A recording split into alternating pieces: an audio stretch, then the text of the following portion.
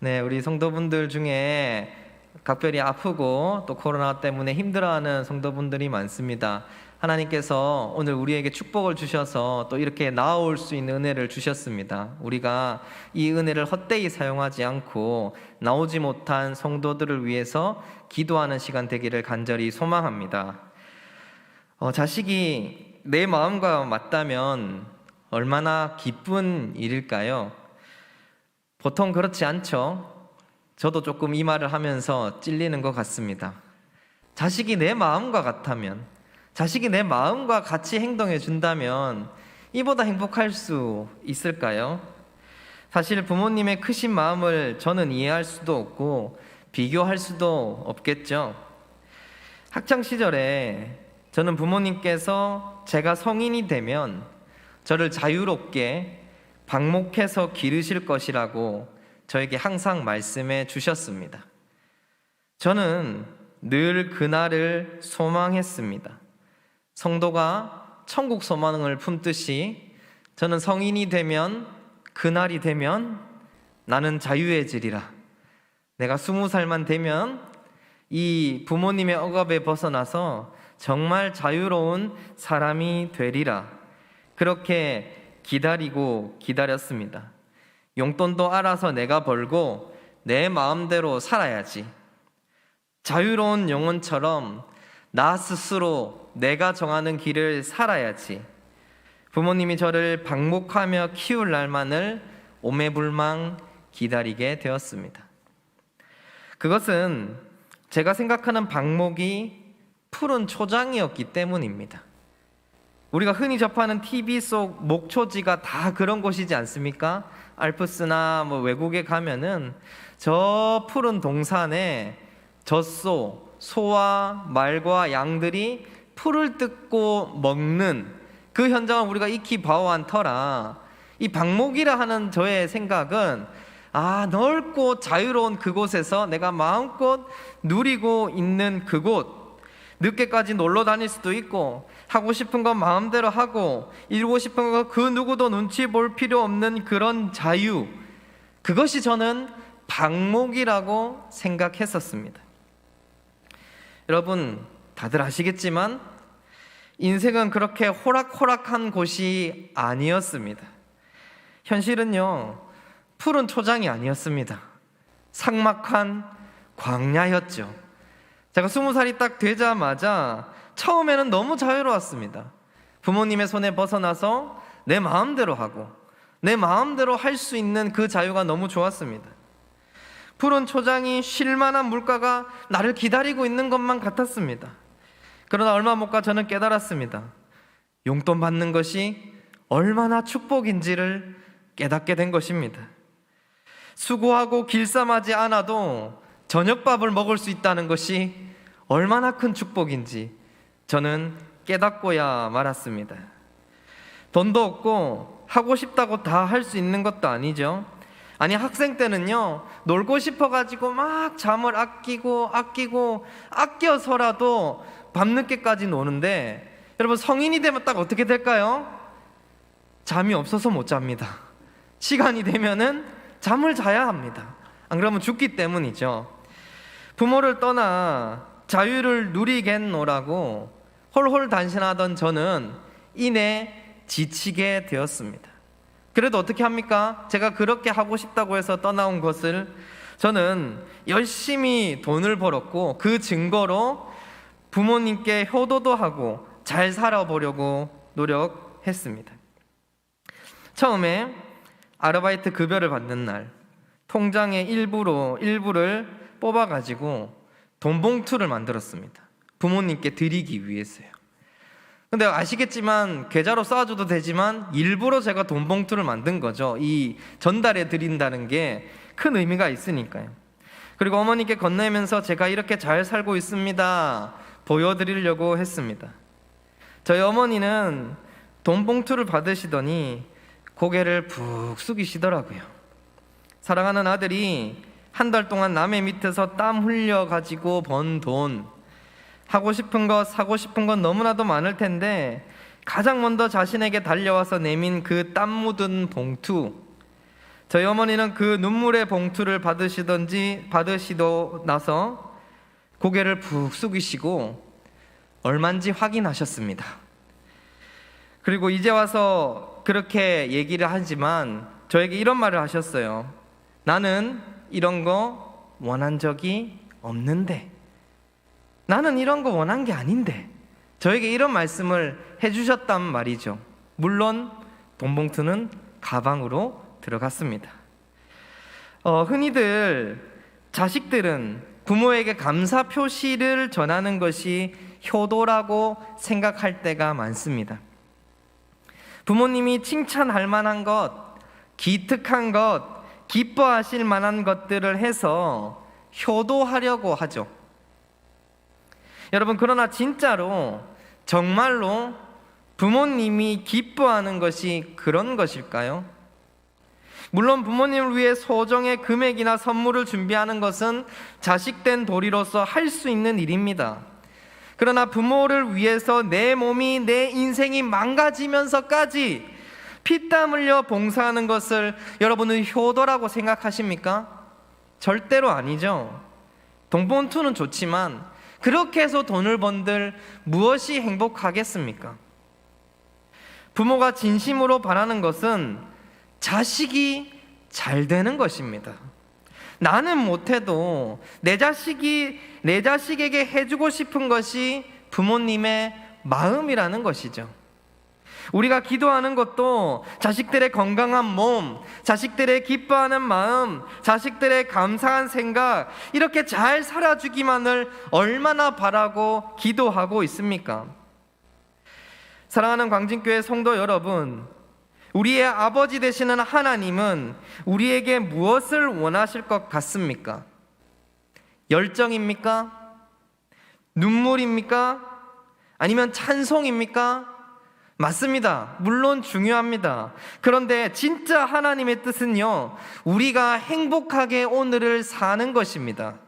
하나님의 뜻 가운데서 행복해 하는 것입니다. 아니, 이거 너무 인간 중심의 생각 아니냐고요? 아닙니다. 하나님이 인간을 사랑하셔서 오늘도 무한하신 은혜를 주신다고 분명히 우리에게 약속하셨습니다. 은혜는요, 노력해서 얻는 것이 아니지 않습니까? 오늘날 우리 인간들이 만들어낸 사회를 보십시오. 노력한 만큼 얻을 수 있게 만들어 놨습니다. 열심히 봉사하고 수고한 만큼만 얻어갈 수 있도록 이 사회 시스템은 그렇게 돌아가고 있습니다. 그들은 말합니다. 땀 흘린 만큼 얻을 수 있다고. 맞는 말입니다. 수고와 노력으로 쟁취해 가라는 것이죠. 그렇게 되면 선의의 경쟁이 일어나고 효율이 높아진다는 계산일 테죠. 그런데 어떻습니까? 오늘날 이 사회는 경쟁이 아니라 전쟁이 일어나고 있습니다. 남을 밟고 일어서야지만 남을 죽이지 않고서는 살아남을 수 없는 전쟁통이 되어버렸다는 것입니다. 그러나 교회는 노력하지 않아도 얻어지는 것이 있습니다.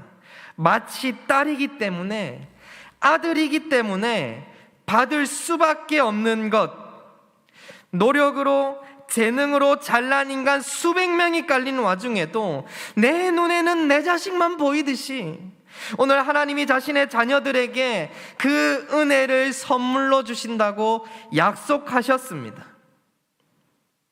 여러분, 그 은혜를 누리고 있는 인간이 어떻게 행복하지 않을 수 있습니까? 그 은혜, 세상의 전쟁통에 빠져나와서 하나님 나라 안에 사는 성도들이 어떻게 세상과 같이 불행할 수 있겠습니까? 항상 기뻐하라, 쉬지 말고 기도하라, 범사에 감사하라, 이것이 그리스도 예수 안에서 너희를 향하신 하나님의 뜻이니라. 기뻐하고 기도하고 감사하는 것은 우리를 얼감매는 율법이 아니라 하나님은 우리가 잘 되었으면 좋겠다는 그런 마음인 것입니다. 내가 너희를 구원하기 위해서 핏값으로 목숨을 주고 샀는데 너희는 왜 그 은혜의 하루를 행복하게 살지 않느냐? 왜 피값으로 준 너희의 오늘 이 하루를 내일에 내가 잘 되지 못해서 불행하게 살고 있느냐? 하나님이 우리에게 질문을 던지고 있다는 것입니다. 아버지의 마음을 헤아리는 광진교회 성도 되시기를 간절히 소망합니다. 기쁨과 기도와 감사가 넘쳐나는 삶을 살아가는 성도 되시기를 간절히 소망합니다. 오늘 말씀에는요, 청함을 받은 사람들이 주인과 가까운 자리, 즉 높은 자리에 앉고 싶어서 싸우는 모습을 보시고 예수님이 말씀하신 이야기입니다. 청함을 받았을 때에 상석에 앉아 있으려 하지 말아라. 거기가 내 자리가 아니면 부끄러움을 당할 것이고 내려가게 된다는 것이죠. 오히려 낮은 말석에 앉아 있으라고 말씀하십니다. 그러면 나중에 주인이 와서 영광스럽게 올릴 것이다 라고 말입니다. 이 말씀을 보면서 흔히들 사람은 겸손해야 하고 겸손하면 주인이 주시는 영광을 얻는다, 이 정도로 이해할 수 있습니다. 여러분, 그런데 우리가 한 가지 생각해 볼 것이 있습니다. 과연 높은 자리에 가기 위해서 낮은 자리에 앉아 있는 것이 겸손이라고 말할 수 있습니까? 주인에게 주는 영광을 받아내기 위해서 낮은 자리에 앉아 있는 것이 바로 그것을 보고 겸손이라고 말할 수 있겠습니까? 아유, 나는 서울대 나왔는데 공부 못해요. 아유, 우리 집은 땅은 많은데 돈은 없어요. 여러분, 이런 사람들을 우리는 전문 용어로 재수가 없다고 말합니다. 영광을 얻기 위해서 스스로 내려가서 낮아지는 것이 과연 겸손이라고 말할 수 있겠느냐 말이죠. 여러분, 오늘 말씀은 겸손하라는 세상 누구도 다 아는 도덕적 이야기가 아닙니다. 겸손은 교회 다니는 사람만 지키는 게 아니라 인간이라면 모두가 지켜야 하는 도덕이죠. 그러면은 오늘 하나님께서 어떤 말씀을 하셨는가? 하나님께서 오늘 우리에게 이 말씀을 통해서 어떤 말씀을 하고 계시는가? 첫 번째로는요, 우리가 다 함께 따라했으면 좋겠습니다. 하나님의 역사는 하나님이 하십니다. 맞습니다, 여러분. 오늘 말씀의 핵심은 겸손하라는 것보다 먼저 전제되어 있는 것이 있습니다. 이 세상의 상좌 자리를 차지하기 위해 목숨을 걸고 싸우지만 결국엔 그 자리를 결정하는 사람은 누구입니까? 하나님이라는 것입니다. 우리가 높고 낮음에 앉아 있다는 게 문제가 아니라 이 세상의 모든 자리를 결정하는 주인이라는 사람이 있다. 그 사람이 누구라는 것입니까? 하나님이라는 것입니다. 이 세상의 상좌 자리를 차지하지 말고 그렇게 열심히 올라가려고 아둥바둥하지 말고 그 자리를 만들어 가시는 하나님이 있다는 사실을 알라고 말하고 있는 것입니다. 내가 높아지고 낮아지는 것은 나의 열심과 노력에 의해서 만들어지는 것이 아닙니다. 열심히 노력해서 열심히 남들을 짓밟아서 차지했지만 우리는 곧 쓰러져서 넘어질 수도 있는 것입니다. 반면에 아무것도 안 했지만, 아무 재능이 없었지만 우연에 의해서 높은 자리에 차지하고 있는 사람도 있다는 것입니다. 오늘 그 말씀을 우리에게 전달하고 있습니다. 어디 낮은 자리에 앉으라는 재수 없는 겸손이 아닙니다. 내가 높게 앉아도 주인이 내려가라고 하면 내려가야 합니다. 내가 낮게 앉아 있어도 주인이 올라가라고 한다면 올라가야 한다는 것입니다. 왜냐하면 이 잔치의 진짜 주인이 자리를 정하는 것이기 때문입니다.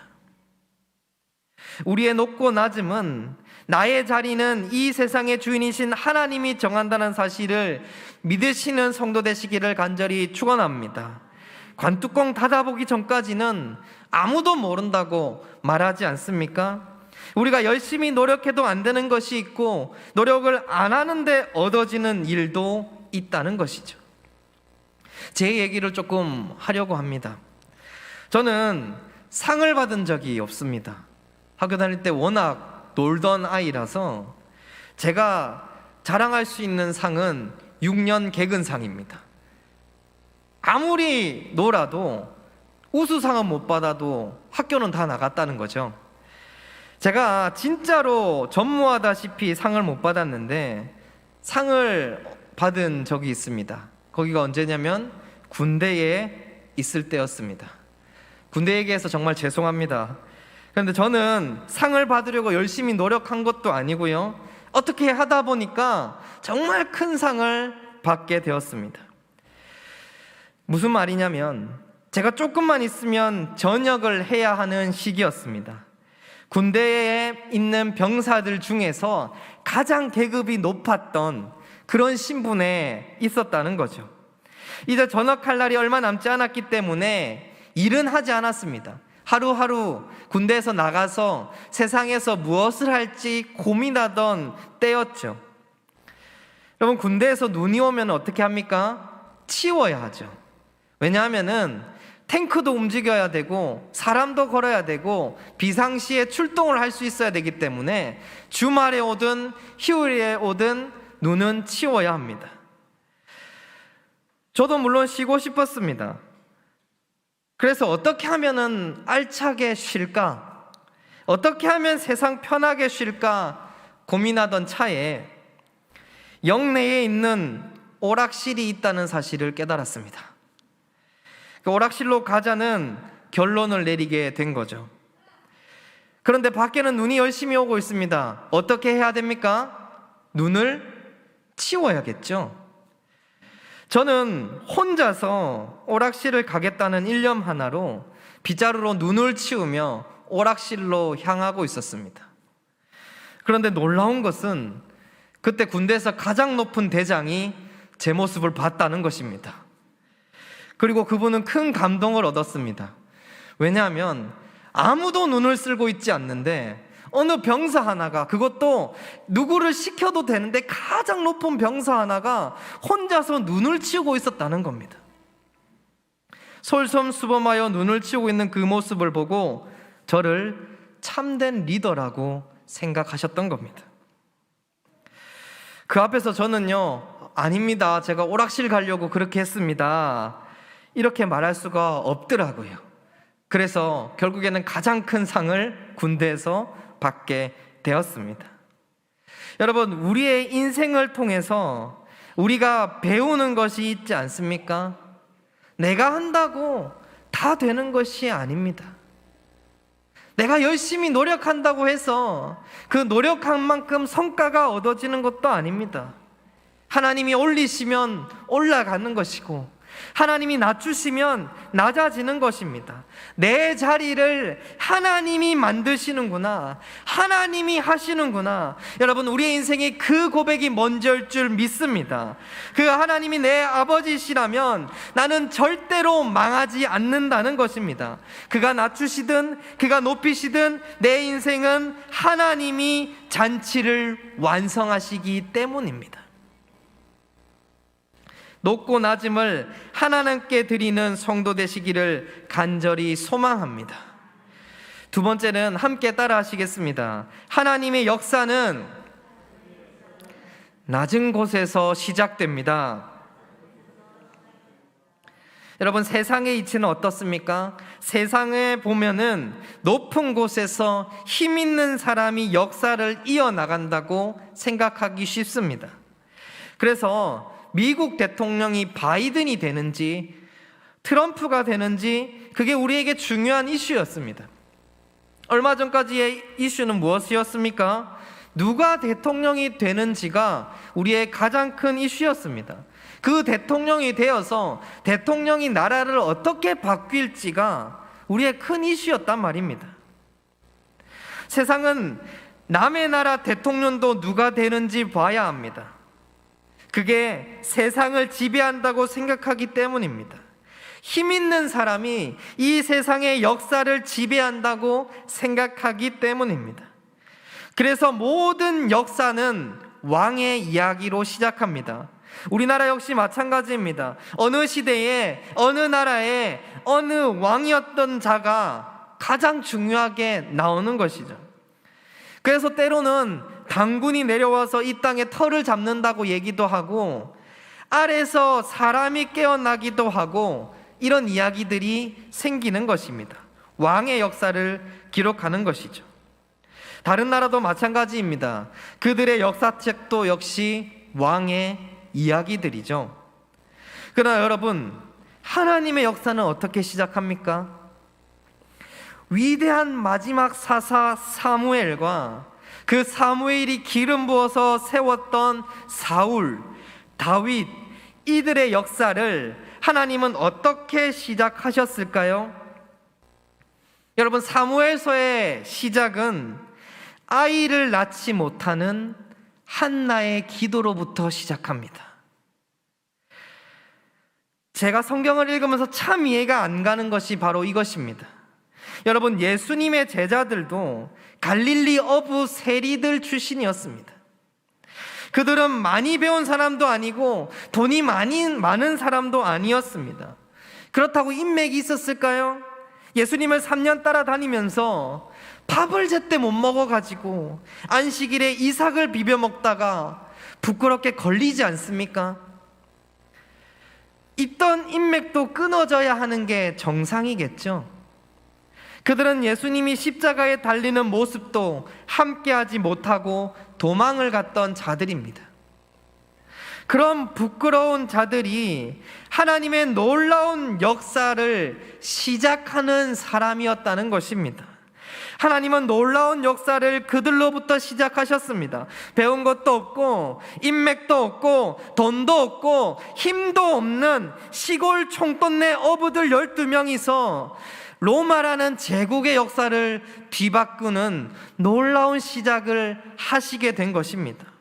여러분, 우리나라도 마찬가지입니다. 저는요, 제 고향 부산이라는 것이 너무 자랑스럽습니다. 부산에는 정말 오래된 교회가 많지 않습니까? 한두 교회가 아니라 아주 많죠. 6.25 전쟁에서 수세에 몰려서 부산까지 내려왔던 우리 신앙의 선배님들이 가장 먼저 했던 것은 바로 이 부산 땅에 교회를 세우는 일이었습니다. 그래서 부산 땅의 교회는 나이가 많습니다. 세상은 군사력으로 애국심으로 전쟁에서 이겼다고 생각하지만 하나님은 제일 먼저 기도하는 자들을 세우셨던 것입니다. 하나님은 언제나 낮은 곳에서 기도하는 자들을 준비하셨고 그들의 기도를 통해서 역사를 바꾸고 계셨다는 것입니다. 그러므로 제가 담대히 여러분께 선포합니다. 늙고 노쇠하고 힘없는 우리들이 할 수 있는 게 있습니다. 무엇입니까? 세상을 바꾸는 일입니다. 돈 없는, 백 없는, 힘 없는 우리가 할 수 있는 일이 있습니다. 그것은 하나님의 역사 안에서 세상을 바꾸는 기도하는 일일 줄 믿습니다. 늙으면 죽어야지, 늙으면 죽어야지. 아닙니다. 우리 생명이 남아있는 것은 하나님이 거두지 않고 생명을 허락하시는 그 이유는 이 땅에 해야 하는 것이 있기 때문입니다. 기도로 세상을 바꾸는 성도 되시기를 간절히 소망합니다. 보잘것없는 우리의 기도가 세상을 바꾸는 놀라운 역사에 동참하시기를 간절히 소망합니다. 제가 아는 전도사님 중에 자전거 타기를 진짜 좋아하는 사람이 있습니다. 얼마나 좋아하든지 국토 종주를 4번이나 하실 만큼 자전거 타는 것을 좋아하는 분입니다. 잘 아시는지 모르겠지만 저는 자전거 값이 차값만큼 나간다는 사실을 그 전도사님을 만나고 알게 되었습니다. 그런데 이 전도사님은 참 이상하게도 항상 한여름에 떼약볕이 가장 잘 뛰는 그날에 국토 종주를 시작한다는 것입니다. 여러분, 이해가 가십니까? 저는 제 상식으로는 이해가 안 갑니다. 가을이나 봄에 자전거를 타기가 좋겠죠. 날씨도 좋을 것이고 한여름에는 서 있기도 힘들 텐데 그 땡볕에 왜 국토 종주, 우리나라 한 바퀴를 도는 그 자전거 길을 시작하냔 말입니다. 그런데 놀라운 것은 이유가 있었습니다. 왜일 것 같습니까? 바로 여름이 해가 가장 길기 때문입니다. 시간 안에 도착하기 위해서는 해가 가장 긴 여름에 시작해야만 한다는 것입니다. 여러분, 해가 있다고 멀리 못 가는 것 아닙니다. 뜨겁다고 덥다고 멀리 못 가는 것 아닙니다. 뜨거운 땡볕을 맞으며 걸어가는 자가 오히려 더 멀리 갈 수도 있다는 것입니다. 하나님께서 우리에게 땡볕을 걷게 하시는 이유가 있습니다. 오늘 내가 가진 고민과 걱정은 나를 하나님께 한 번 더 올려다보게 만들고 더 붙잡게 만드는 걸음이 될 것입니다.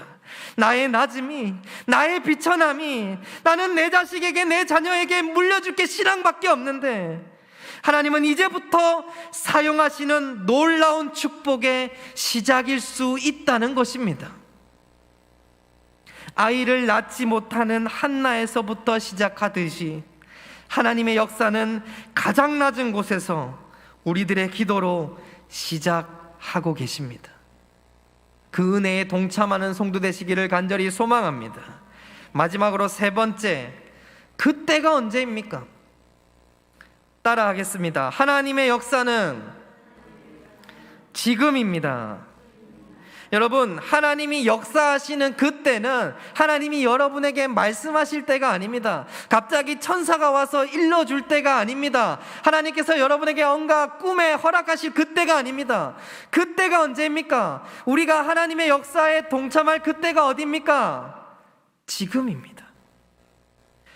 여러분, 세상은 단 한 번도 만만했던 적이 없습니다.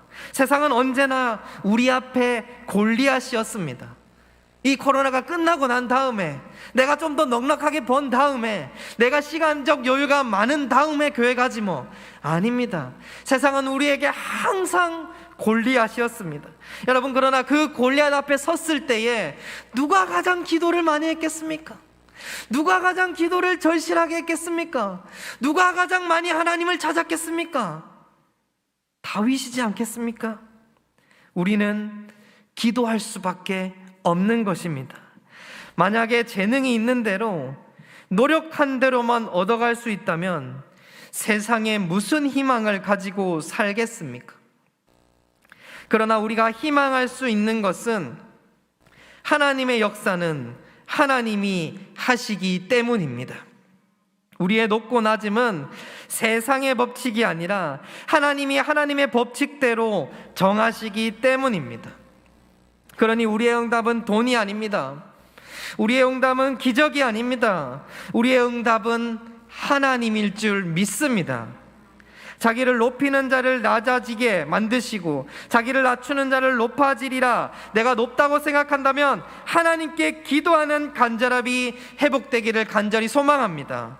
내가 할 수 있는 것이 아무것도 없다고 생각될 때에, 나는 무능하다, 부족하다 생각될 그때에 세상을 바꾸는 하나님의 역사에 참여하는 성도 되시기를 간절히 소망합니다.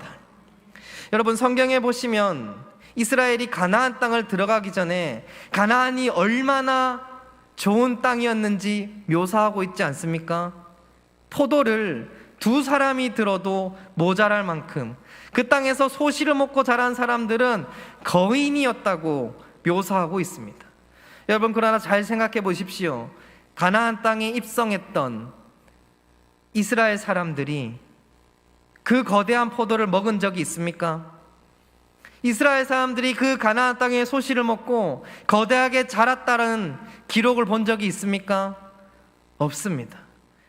이스라엘 사람들이 가나안 땅에 정작 들어가다 보니까 그 가나안 땅은 비가 없으면 씨를 뿌릴 수조차 없는 척박한 땅이었습니다. 늦은 비가 내리지 않으면 땅이 딱딱하게 굳어서 씨조차 뿌릴 수도 없는 척박한 땅이었습니다. 그리고 비가 내리지 않으면 씨앗이 자라지 않기 때문에 곧 말라버려서 아무것도 소실을 얻을 수 없는 척박한 땅이었습니다. 그러나 이스라엘 사람들이 가나안 땅으로 들어간 순간부터 씨를 뿌리고 어디를 올려다 보아야 했습니까? 하늘입니다. 씨가 자라날 때 어디를 보아야 했습니까? 하늘입니다. 그들은 가나안 광야 40년 동안 어디를 보는 연습을 했습니까? 하나님이 지켜주시는 불기둥과 구름기둥, 하늘을 40년 동안 보는 연습을 하고 가나안 땅에 들어간 것입니다. 그리고 이 세상의 땅에 있는 것이 아니라 하늘을 보고 살라고, 하나님이 너에게 이른 비와 늦은 비를 공급해 주실 때에 하나님의 은혜인 줄 알라고 하나님이 그들에게 가르쳐 주셨던 것입니다. 여러분, 우리들이 아무것도 할 수 없다고 생각할 때에, 정말 무능하다고 생각할 때에, 나의 힘은 정말 하나도 없다고 생각할 때에 하늘을 올려다보는 성도 되시기를 간절히 소망합니다. 하늘을 올려다볼 때에 하나님은 여전히 우리를 불기둥과 구름기둥으로, 여전히 우리를 이른 비와 늦은 비로 적셔주시고 지켜주시고 계신다는 것입니다. 말씀을 마무리하려고 합니다. 성도 여러분, 첫 번째로 하나님의 역사는 하나님이 하십니다. 인생의 높고 낮음은 주가 정한다는 사실을 기억하십시오. 그래서 이 세상 사람들처럼 발버둥 치며 높은 자리로 올라가는 사람이 아니라 주가 하시리라, 내 자리를 주님이 만드시리라, 내 인생을 주님이 견인하시리라, 그 고백이 있기를 간절히 소망합니다. 두 번째로 하나님의 역사는 낮은 곳에서 시작됩니다. 인생의 가장 낮은 곳에서 아이를 낳지 못하는 불쌍한 여자의 기도로부터 이스라엘의 왕족들이 시작되듯이 우리의 기도가 세상을 바꿀 줄 믿습니다. 하나님은 그 기도를 준비케 하시고 그 기도를 할 사람을 부르고 계십니다. 하나님의 역사와 동참하여서 세상을 바꾸는 성도 되시기를 간절히 소망합니다. 세 번째로, 그때가 언제입니까? 세상을 바꾸고 하나님과 함께할 그때가 언제입니까? 바로 지금입니다. 인생의 높고 낮음을 주님이 정하시고 낮은 곳에서도 기적으로 시작하시는 하나님의 놀라운 은혜 안에서 행복하고 즐겁게 소망하시기를 간절히 소망합니다. 오늘도 은혜로 덮으시는 우리의 아빠가 나를 사랑하고 계십니다. 오늘도 넘어져서 상처 흘려 도와달라고 부르짖는 우리의 목소리를 절대 놓치지 않겠다고 하나님은 약속해 주셨습니다. 내가 너희를 고아와 같이 버리지 않겠다고 하나님은 우리에게 약속해 주셨습니다. 하나님의 역사에 참여하는 놀라운 시간, 하나님과 함께 세상을 살아가는 놀라운 시간, 그때가 지금입니다. 우리가 함께 하나님과 동참하는 성도 되시기를 간절히 소망합니다.